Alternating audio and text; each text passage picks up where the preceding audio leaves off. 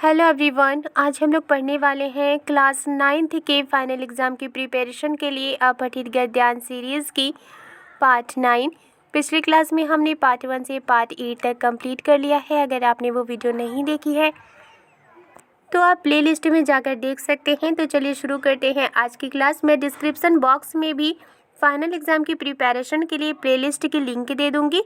आप चाहें तो वहाँ से भी वीडियोज़ वॉच कर सकते हैं। तो चलिए शुरू करते हैं आज की क्लास। यहाँ लिखा है, हम जिस तरह भोजन करते हैं गाछ बिरछ भी उसी तरह भोजन करते हैं। यानी कि हम जिस तरह से खाना खाते हैं वैसे ही गाछ बिरछ यानी कि पेड़ पौधे भी खाना खाते हैं। हमारे दांत हैं, कठोर चीज़ खा सकते हैं। नन्हे बच्चों के दांत नहीं होते, वे केवल दूध पी सकते हैं। गाछ बिरछ के भी दांत नहीं होते, इसलिए वे केवल तरल द्रव्य या वस्तु से भोजन करते हैं। यहाँ लिखा है कि हमारे दांत हैं, इसीलिए हम कड़ी से कड़ी चीज़ों को भी खा सकते हैं। लेकिन छोटे छोटे बच्चों के दांत नहीं होते, इसलिए वो सिर्फ दूध पी सकते हैं।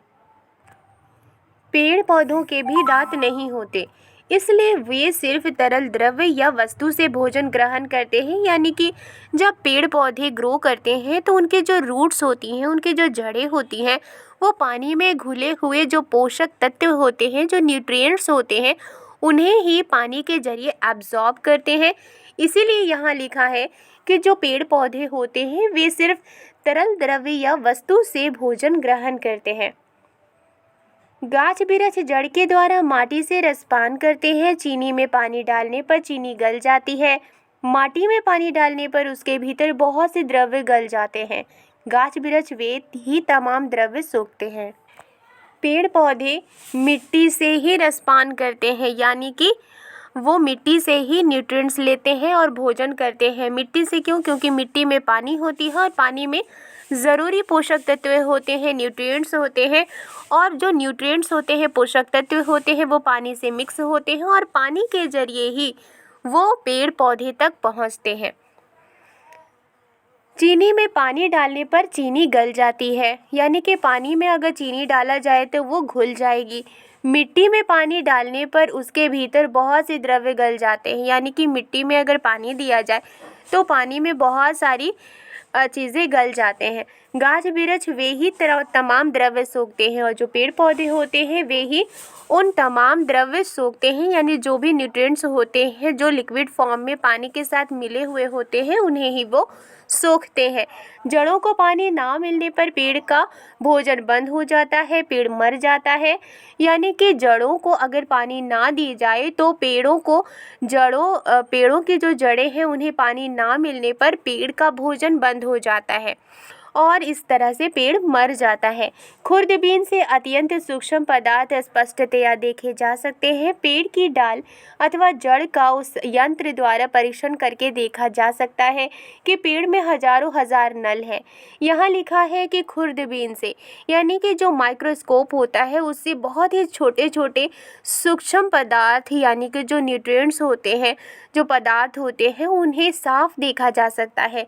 पेड़ की डाल या फिर जड़ उस यंत्र द्वारा, यानी कि जो माइक्रोस्कोप होते हैं उस यंत्र द्वारा परीक्षण करके देखा जा सकता है। यानी कि उन्हें माइक्रोस्कोप के जरिए ही उन्हें देखा जा सकता है, पेड़ की डालों को, पेड़ की जड़ों को, कि पेड़ में हजारों हजार नल है। और उस माइक्रोस्कोप की सहायता से ये देखा जा सकता है कि पेड़ में बहुत सारे नल के तरह हैं।